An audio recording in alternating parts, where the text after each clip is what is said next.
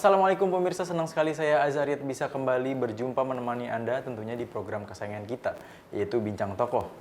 Di mana kali ini kita akan berbincang-bincang bersama tokoh-tokoh inspirasi yang tentunya penuh kesuksesan dan juga penuh inspirasi. Dan kali ini, alhamdulillah sekali kita sudah kedatangan seorang tamu, yaitu seorang tokoh asal Sulawesi, yang beliau ini juga seorang mantan Menteri Hukum dan HAM, yaitu pada Kabinet Indonesia Bersatu 2007 lalu.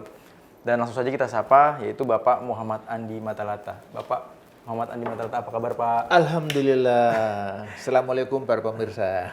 Saya sangat senang sekali dapat kesempatan nih Pak, bisa ngobrol-ngobrol sama mantan menteri nih. Amin. Mungkin kalau dulu saya bisa hanya lihat di layar kaca, dan sekarang bisa bertatap langsung. Pak, gimana kabarnya Pak? Ini kan masa pandemi, kemudian juga sudah tidak menjadi menteri lagi. Kegiatannya seperti apa sekarang nih Pak? Ya Alhamdulillah, ya itu yang selalu ingat pesan ibu. Jaga jarak, pakai masker, cuci tangan. Iya. Ya, saya kira itu penting dalam rangka kesehatan sekaligus proses untuk memberi contoh kepada anak-anak kita. Nah sekarang kalau tanya mengenai kegiatan, ya banyak sih. Banyak ya Pak? Banyak sih kegiatan. Kegiatan di luar ada, kegiatan di rumah ada. Kebetulan di MPR itu ada dibentuk namanya Komisi Kajian Ketatanegaraan yang membahas masalah-masalah konstitusi, masalah-masalah kenegaraan, yang anggota-anggotanya terdiri dari mantan-mantan anggota MPR ya. Ya kalau saya lihat CV sendiri ini kan Bapak sebagai mantan menteri, kemudian juga di dunia pendidikan juga sangat berprestasi. Nah ini sebenarnya saya pengen tahu aja ketika masa kecil Bapak itu dulu, ketika masa sekolah itu seperti apa sih Pak gambarannya? Saya tuh anak yang lahir di kampung, Bone, Ya. Provinsi Sulawesi Selatan. Bone itu sekitar 173 dari Makassar. Kota Makassar. Ya. Lahir dari sebuah keluarga, saya bersaudara kandung, 2 orang. Ya, karena kandung tentu banyak, ada yang... Saya lahir tahun 52, umur 6 tahun, masuk sekolah dasar. Sekolah dasarnya sama singkat, namanya Sekolah Rakyat. Iya. Sekolah Rakyat nomor 4, selesai sekolah 6 tahun. Sesudah itu tamat masuk sekolah menengah umum, SMP negeri. Selesai dalam waktu 3 tahun, lalu masuk sekolah menengah atas, ini ada agak unik sedikit. Iya. Kenapa tuh Pak? Saya tuh menyempuh sekolah lanjutan tingkat atas cuma 2 tahun. Oke. Jadi Akselerasi berarti Pak ya? ya dulu kan ada istilahnya ikut ujian negara. Oke. Ya saya kelas 2 ikut ujian negara untuk lulus. Alhamdulillah lulus. Lulus ternyata. Karena itu pilihan saya hukum. Karena apa? Matematika nggak kuat. Oke. Kan cuma 2 tahun SMA. Iya. Pilihan hukum. Alhamdulillah lagi saya banyak ini mendapat berkah dalam proses pendidikannya. Jadi SD-nya 6 tahun. Walaupun zaman itu situasi keamanan di kampung saya nggak sekondusif sekarang, masih ada pemberontakan, karmusakan, macam-macam. Iya, betul. Dari Bone ke Makassar itu kalau jalan itu harus ada pengawalan. SMP-nya 3 tahun, alhamdulillah. SMA-nya kok bisa 2 tahun. Lalu masuk tes ke Fakultas Hukum Universitas Hasanuddin di Makassar. Penyelamar 300-an lebih. Alhamdulillah yang lulus pertama itu cuma 16 orang, termasuk saya. Termasuk wah. Jadi saya nggak tahu di mana kepintaran saya, rahmat Tuhan barangkali ya. Di situ saya menggeluti sampai selesai. Waktu itu kan belum ada sistem kredit ya. Ya. Masih sistem ujian. Jadi saya tempuh itu sekitar 6 tahun. Iya. Walaupun itu sudah yang tercepat pada saat itu. Ya. Nah selama saya mahasiswa memang ya kan sistem kuliahnya seperti itu, belum ada komputer, selalu tatap muka, keadaan dosennya ada, keadaan dosennya tidak ada, perpustakaan secukupnya. Sehingga waktu-waktu kosong saya isi dengan bergaul, berorganisasi. Ya, sehingga saya sempat menjadi Ketua Dewan Mahasiswa Universitas Hasanuddin. Itu ya. Tapi kok bicara masalah jurusan hukum sendiri ini kan, ini keinginan orang tua atau memang pribadi Pak saat itu Pak? Keinginan saya pribadi. Yang pertama karena saya lihat, seperti yang saya katakan tadi ya, saya tuh hanya menempuh pendidikan SMA cuma 2 tahun. Oke. Jadi basic untuk ilmu eksaktanya ya cuma 2 tahun. 2 tahun. Sehingga saya tempuh di antara ilmu pendidikan sosial yang paling menonjol pada saat itu, ya hukum. Ya, saya lihat ada pengacara-pengacara yang hebat. Saya baca-baca film-film, nonton film-film di luar negeri, bagaimana debat ilmiah, debat akademik di pengadilan, memancing saya. Enak ini dunia peradilan. Itu akhirnya yang membuat saya tertarik. Apalagi hukum itu kan logika sebenarnya. Logik. Jadi hukum yang tidak logik itu tidak hukum. Bagaimana orang mau mengikuti sebuah norma yang diputuskan kalau tidak logik? Ya. Tapi berbicara pendidikan Bapak di masa lalu, masa kecil ini kan itu sekitar tahun 50-an ya Pak? 60 ya? 59 saya masuk, 58 saya masuk. Ini kan bisa dibilang masih dalam masa perjuangan gitu. Sulit apa Pak mengenyam pendidikan di masa perjuangan dulu? Dulu kan karena dulu pendidikan waktu saya SD itu betul-betul 100% itu dari guru. Ya. Dari guru. Sumber-sumber pembelajaran dari tempat lain seperti televisi, radio, perpustakaan hampir dikatakan tidak ada. Tidak seperti sekarang yang Dan gampang. seperti sekarang banyak sekali sumber-sumber Di Google aja banyak. Di Google banyak. Buku-buku banyak, perpustakaan banyak, macam-macam. Dan orang tua saya pada saat itu ya biasalah di kampung.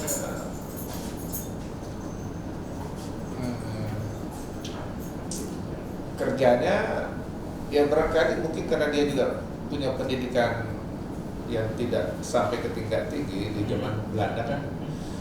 Paling orang sampai tingkat SD saja.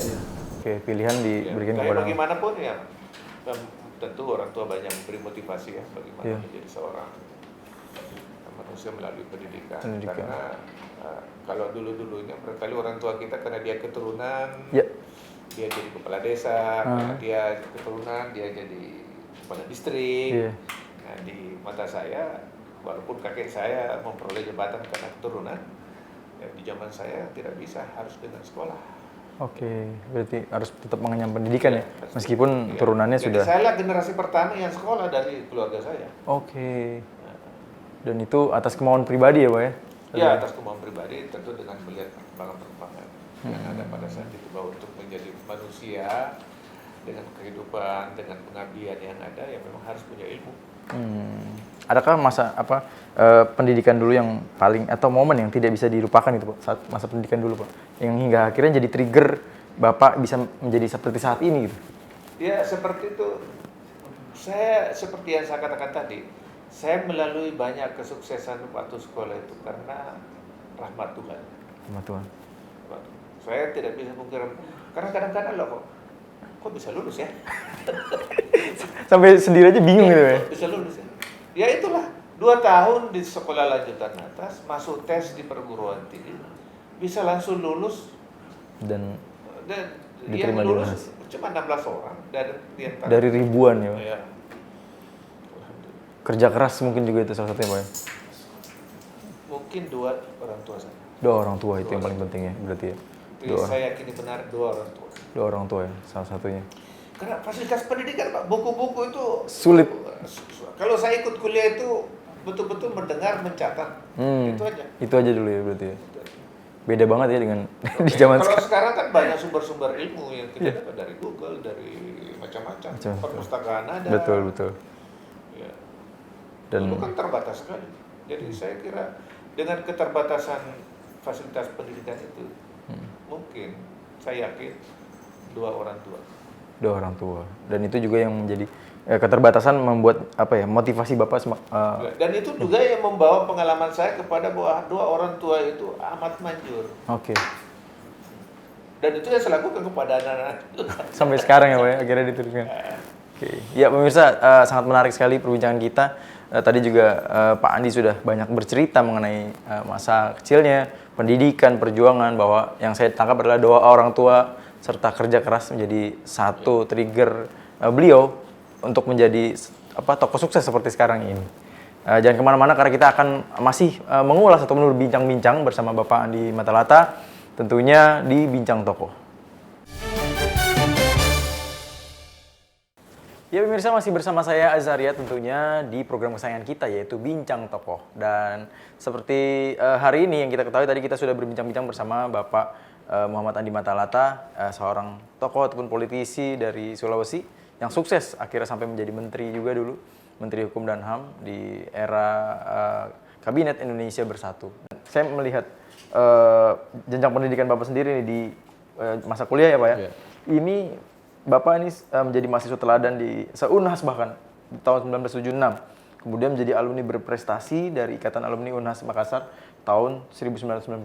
Wah, ini bisa diceritakan sedikit. 97 dan 2007. Jadi di zaman tahun 70-an itu ada tradisi di dulu namanya Departemen Pendidikan dan Kebudayaan. Ya. Menterinya Pak Daud Yusuf. Setiap 17 Agustus diadakan pemilihan mahasiswa teladan ya. Sekarang namanya bukan lagi teladan tapi berprestasi. Berprestasi. Karena teladan itu kan bebannya berat. Teladan itu bisa dilekatkan kepada orang kalau menurut saya setelah dia meninggal. Oke. Setelah dia paripurna, karena amat disayangkan kalau dia dapat gelar teladan, besok-besok malah kena masalah. Nah pada saat itu tahun 1976, jadi yang dinilai itu prestasi akademik, Ya. kegiatan di luar kampus yang mendukung prestasi akademik dan macam-macam lah. Dan selalu dinilai itu adalah tingkat yang terakhir. Ya. Karena sudah mau merampungkan studinya. Studi dulu. Alhamdulillah saya dapat tahun 76. Mungkin juga itu yang mendorong saya ya untuk memelihara nama gelar itu teladan. Ya, sehingga untuk melanjutkan proses itu banyak tawaran-tawaran dulu untuk kerja di mana-mana. Iya. Bahkan sempat jadi dosen juga ya Pak? Ya, akhirnya ya sesuai dengan teladannya, sayang kalau nggak dikembangkan ilmu di ilmu. Masuklah saya menjadi dosen. Dosen di Unhas ya kalau itu. Dosen di Hasanuddin, lalu saya melanjutkan S2 saya di UI. UI tahun 82. Alhamdulillah pada saat itu program namanya TMPD, Tim Management Program Doktor. Yep.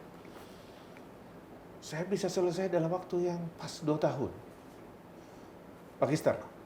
Itu di tengah kesibukan juga ya Pak ya? Enggak, karena memang pada saat itu banyak teman-teman saya pergi sekolah, 6 bulan nggak tahan, pulang.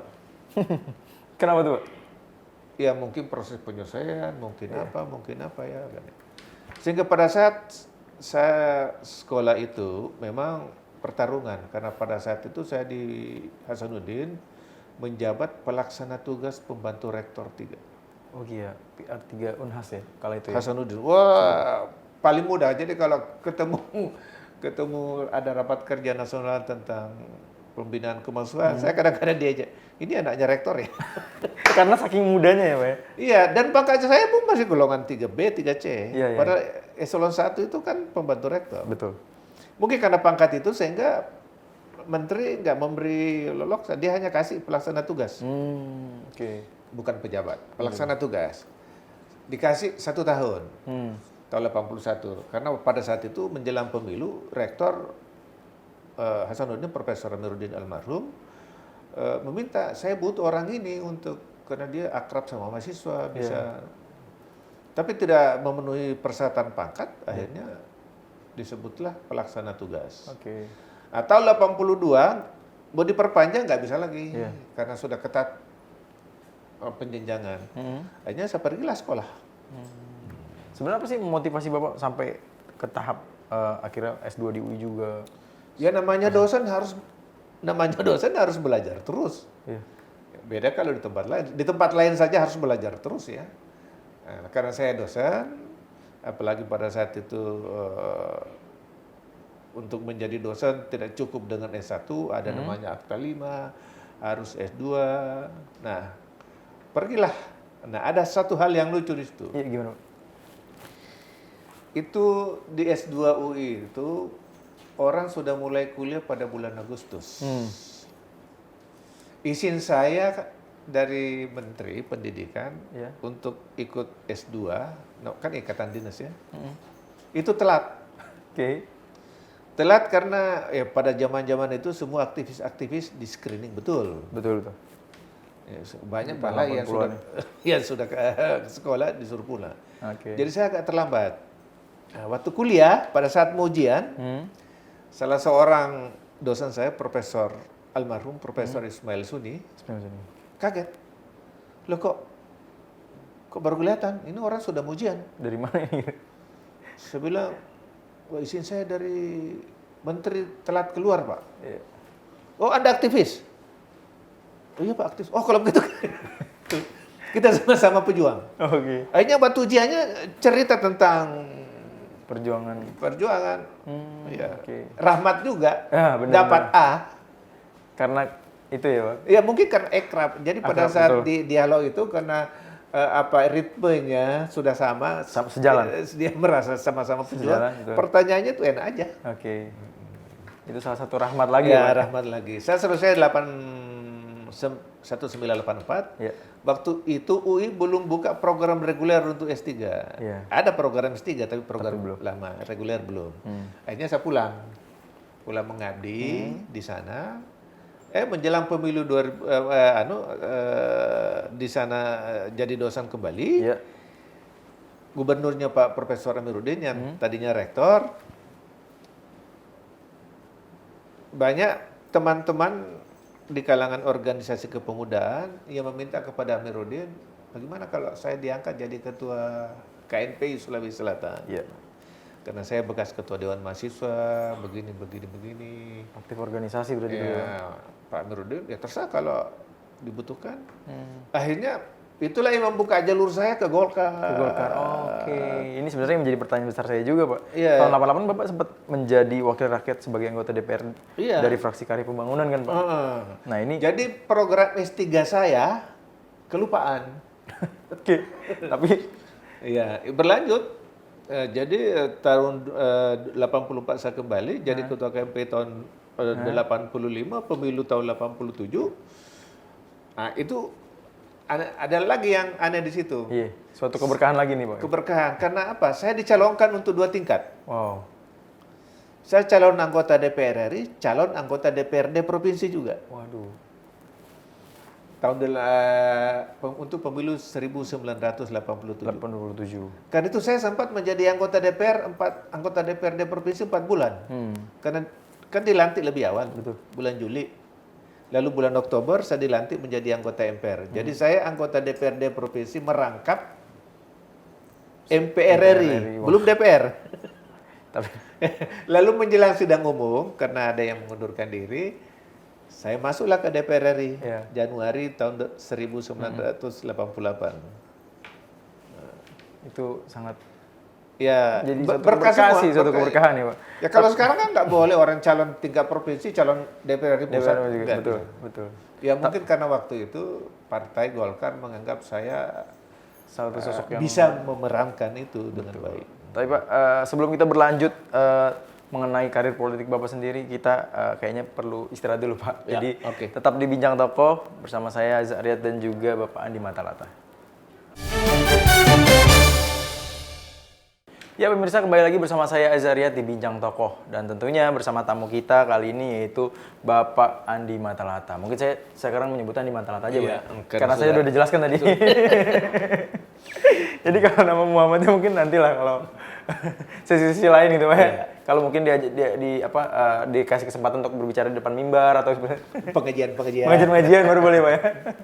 Oke, Pak Andi Matalata tadi Ya. sangat menarik banget ya kita ngobrol mengenai karir Bapak, dan yang saya tahu adalah Bapak juga pernah menjadi anggota Dewan Luar Biasa, kemudian hanya rentang 10 tahun Anda telah menjadi ketua fraksi di Golkar ya? Ya. Ini sebenarnya apa resepnya ya Pak ya? Bisa sampai seperti itu? Jadi mungkin karena saya masuk ke DPR itu dengan latar belakang dosen ya. Ya. Kalau dulu kan di Golkar itu jenis kadernya banyak. Ada kader dari birokrat, ada kader dari pensiunan, ada kader dari perempuan, ada kader dari pemuda. Ya. Saya kebetulan masuk dalam kategori pemuda. Mungkin kesannya orang pemuda itu ya pemuda. Kemudian. Tapi saya ke DPR itu membawa misi saya selain pemuda adalah dosen.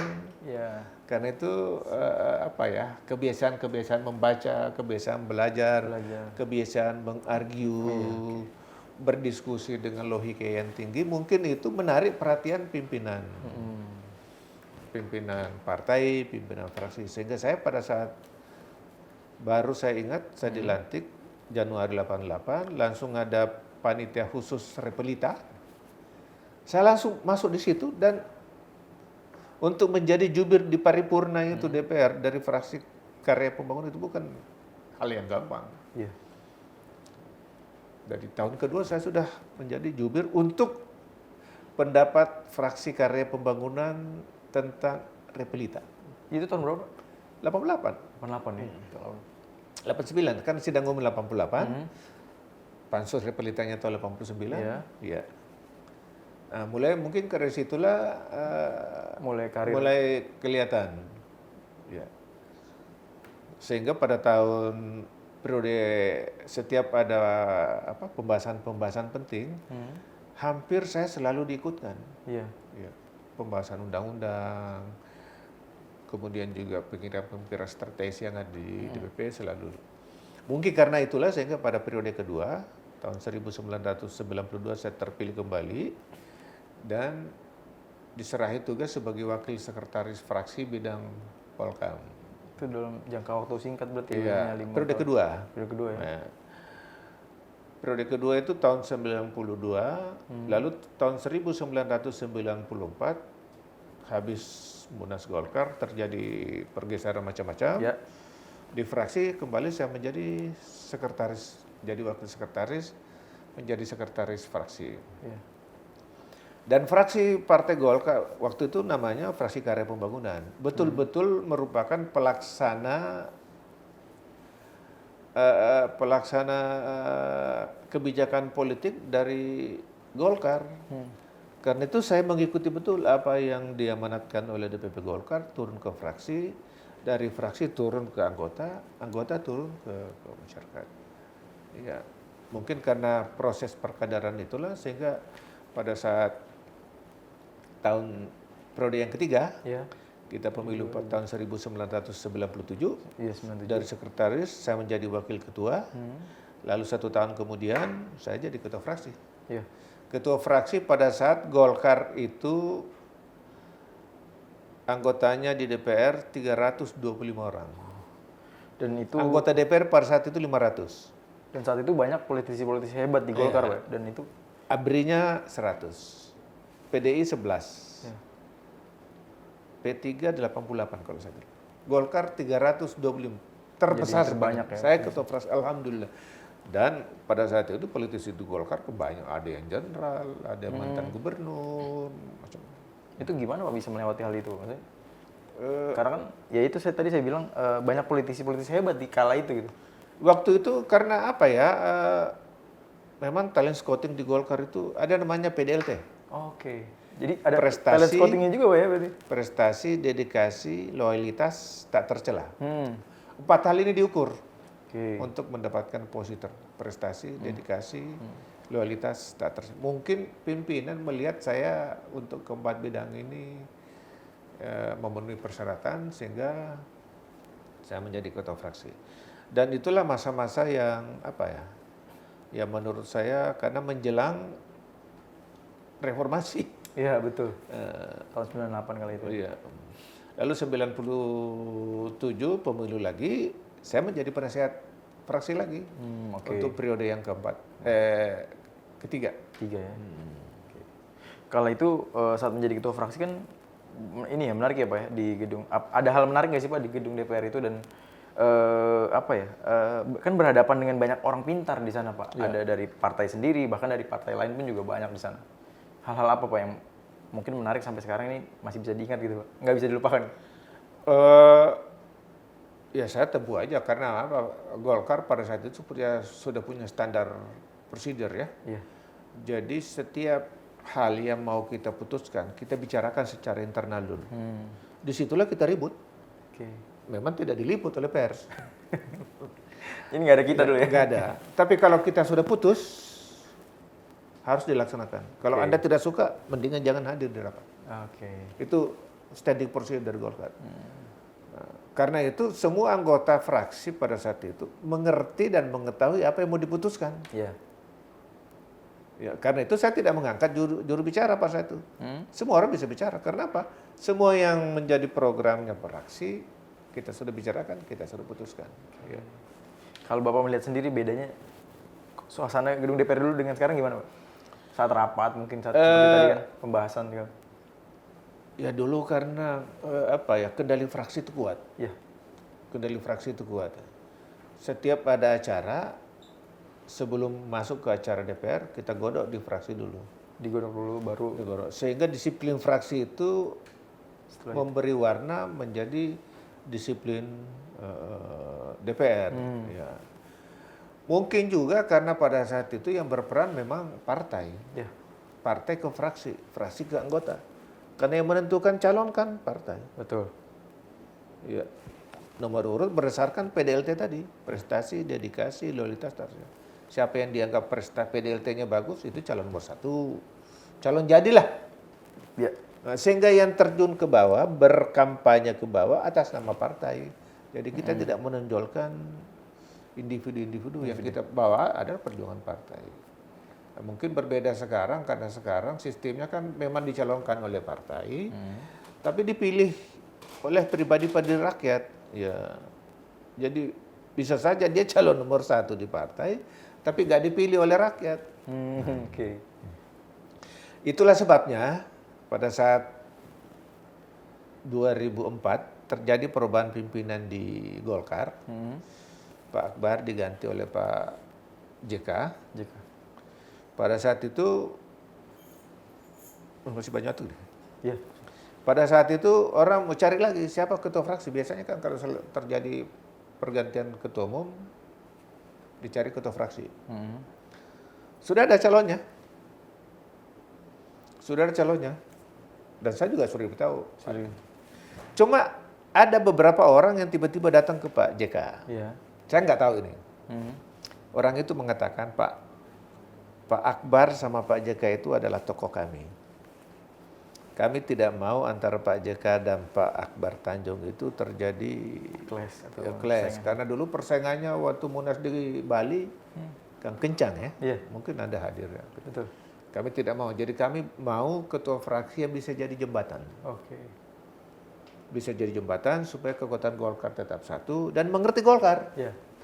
Pak JK nanya, siapa? Akhirnya Orang itu nyebut nama saya. waduh. Pak JK-nya bingung.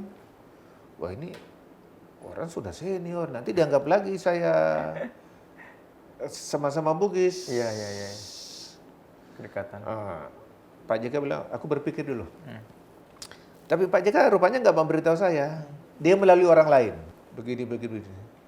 Saya bilang, saya mau kalau itu tugas partai.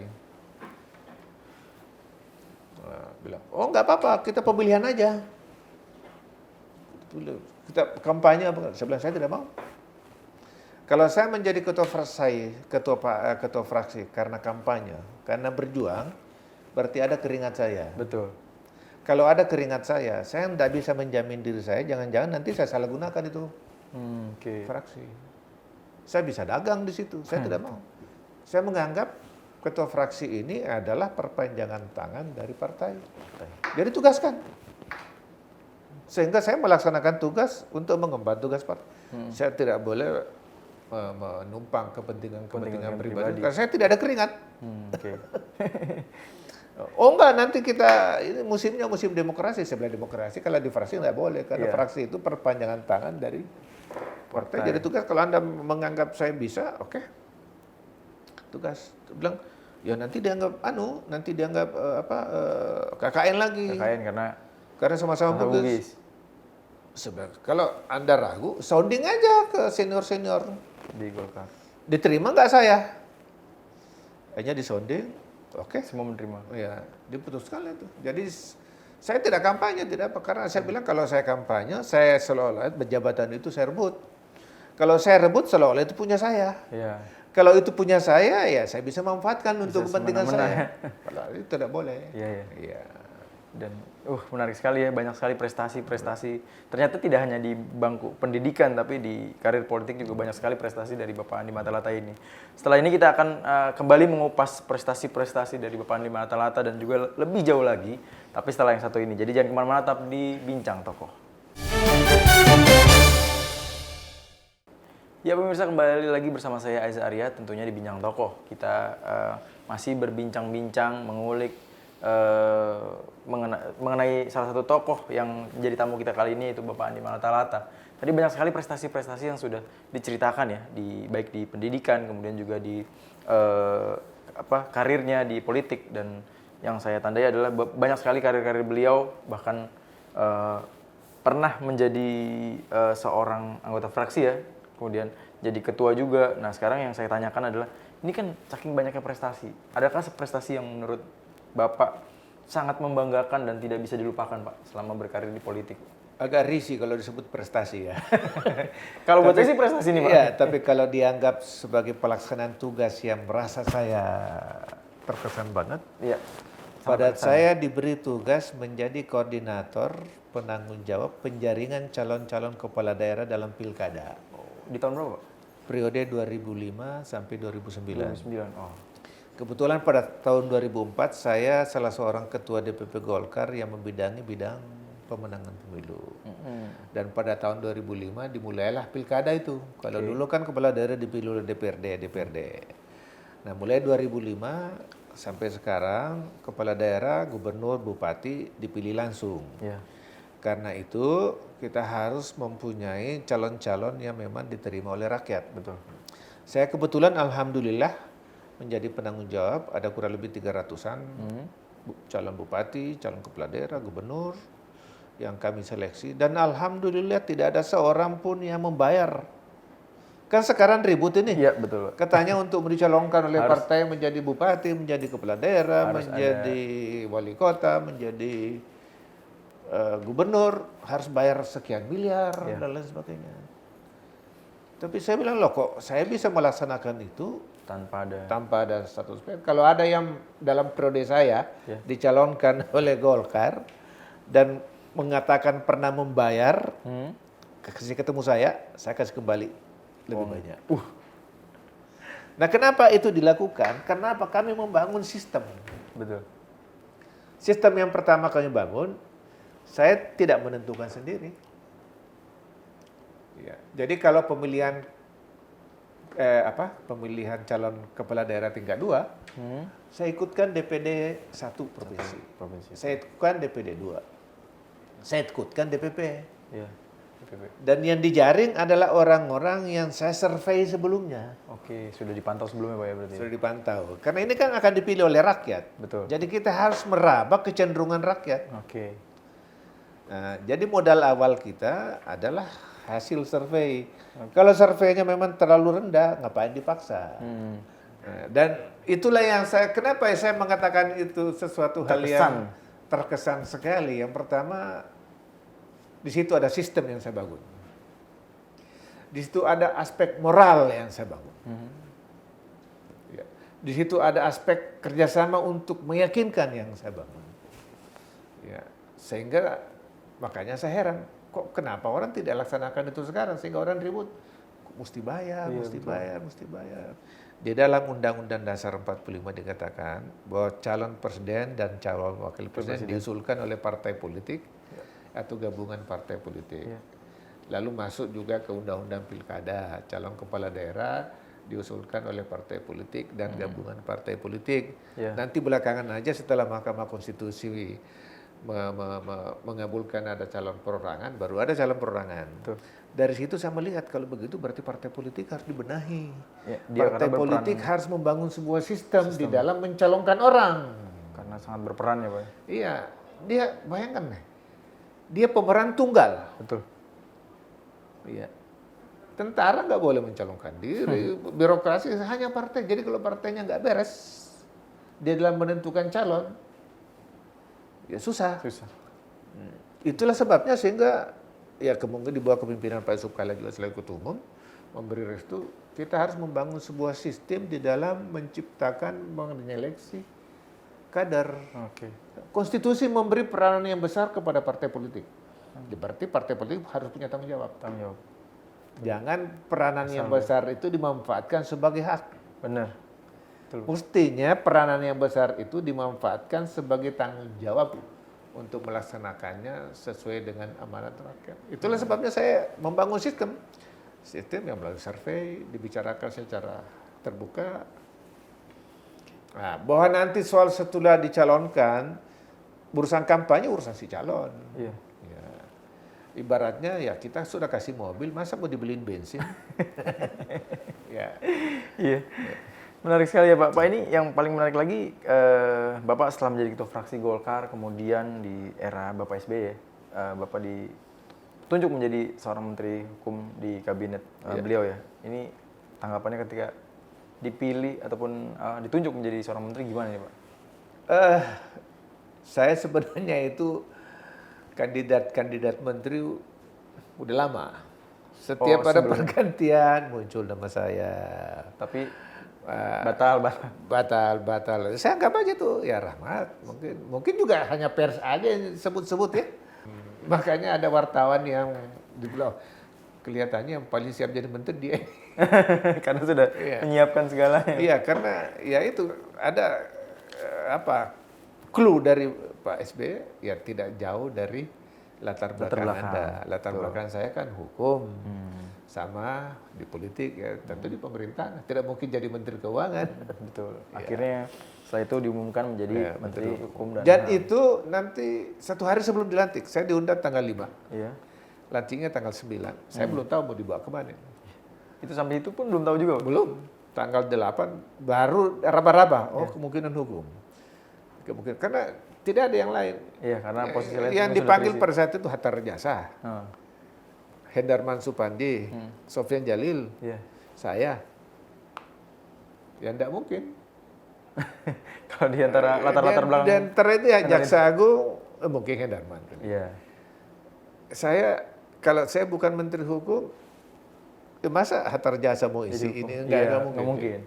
Enggak mungkin. Jadi mungkin kira-kira setelah saya lihat yang dipanggil, peluangnya ini adalah yang dipanggil dan isu yang mau diganti, mungkin. Akhirnya pada saat diumumkan juga saya nggak di rumah. Saya di kantor aja. Anak-anak bilang, Pak mau diumumkan sebentar. Saya bilang, biasa jalan. Saat 2009 ya. Ini kan Bapak menjadi Menteri Hukum dan HAM ya Pak. Dan ini program apa saja sih Pak yang Bapak telurkan di kementerian tersebut Pak saat itu? Ya, waktu itu karena bisa dibilang banyak kasus yang belum tuntas di era itu ya Pak. Jadi itu waktu yang banyak masalah. Yang pertama tentulah pajak sehari-hari ya. Yang kedua imigrasi. Yang ketiga adalah bagaimana meningkatkan kreativitas industri rakyat melalui pemberian hak paten. Ya. Oke. Apalagi pada saat itu banyak pemalsuan. Di WTO sudah dibicarakan mengenai itu hak-hak merek yang tidak boleh diciplak. Ya.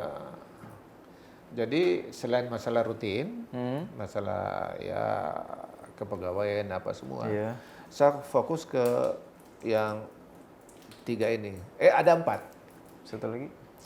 Yaitu sistem bakum itu yang pernah menjadi yang membuat beberapa orang jadi tersangka. Nah, jadi yang pertama di lapas itu yaitu saya selalu yang pertama saya lakukan membangkitkan semangat para sipir-sipir itu, para petugas-petugas penjara itu bahwa mereka itu adalah orang mulia sebenarnya. Saya ini mantan dosen, membuat orang bodoh menjadi pintar, nggak susah. Nggak susah. Tapi ini Anda itu membuat orang yang tidak benar menjadi benar. Iya, memperbaiki batinnya, memperbaiki pikirannya, memperbaiki masa depannya. Jadi luar biasa tugas Anda ini. Karena itu jangan lecehkan, jangan rusak tugas mulia ini dengan kelakuan-kelakuan macam-macam. Ya memang di sana persoalannya selain berat, masalah latensi ialah keseimbangan antara beban dan kemampuan. Sehingga pada saat itu kalau saya rapat selalu mengatakan, kita harus tambah lapas Pak, kita harus tambah gedung. Saya bilang kalau itu pemecahannya saya enggak usah jadi menteri. Anak SMA juga tahu. Napinya 100, kapasitasnya 100. Iya.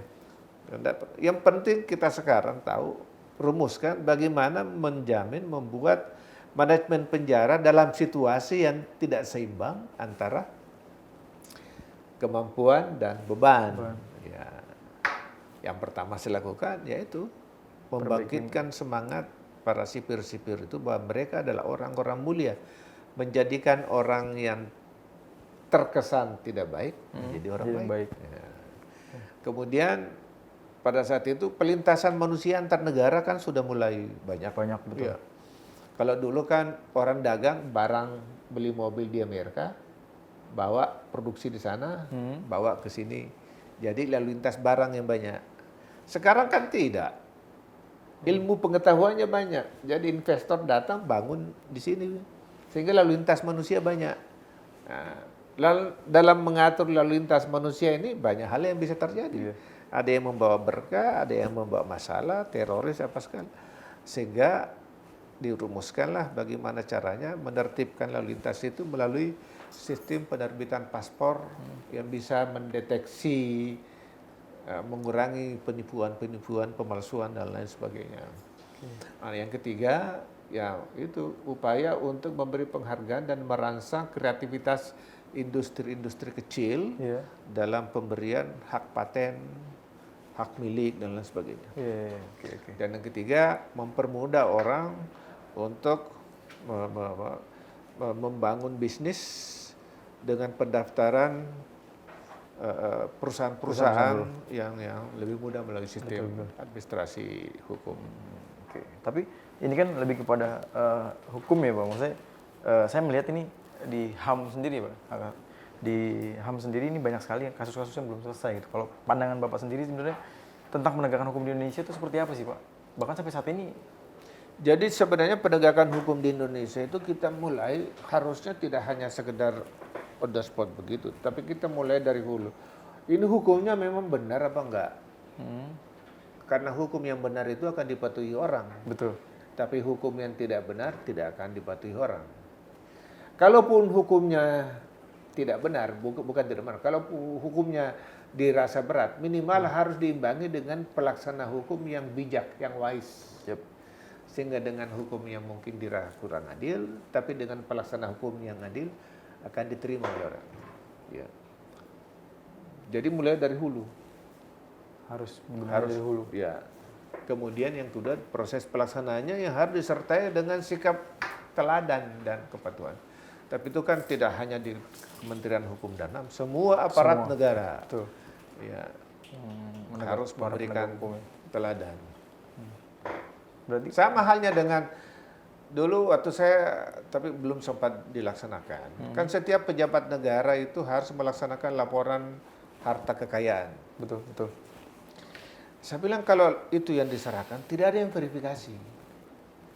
Tetapi yang lebih bagus ialah setiap pejabat negara yang dengan eselon tertentu diwajibkan menyampaikan SPPT, pemberitahuan